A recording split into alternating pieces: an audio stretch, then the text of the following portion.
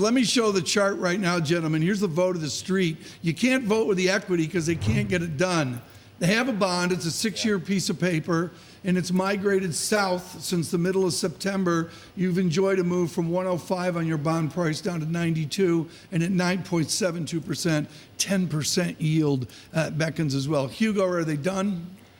The bonds, is the company done? Maybe not yet, but the valuation, the SoftBank valuation pre-money was like 47 billion. Now they're having to pull an IPO. They're delaying it till next year.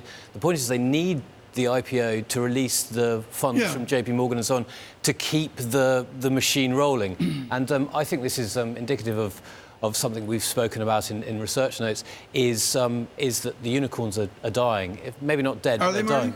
I mean, is it game over? The separation from your world of New York with San Francisco and a different rule book? Well, I mean, it all ties into also this unprecedented bubble in the bond market. Yes, the ability, and all it takes is some existential shock, an unexpected rise in interest rates, and these companies are in real trouble. Their business model falls apart.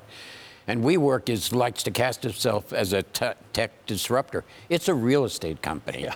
And it's real questionable whether their business model works in an environment of rising interest rates. But basically rely on 0% funding rates in order to keep on rolling. But who's to blame here, right? Is it the banks? I mean, with an initial valuation of 65 billion, do you know? Never blame the banks. Do they need to be, does somebody need to be held accountable for it? It's monetary largesse again. It's exactly the conversation we had a moment ago. When your cost of capital is zero, then all of these things become infinitely highly valued. Who are the funders? It's SoftBank, and their cost of capital is as close to zero as you're going to get anywhere.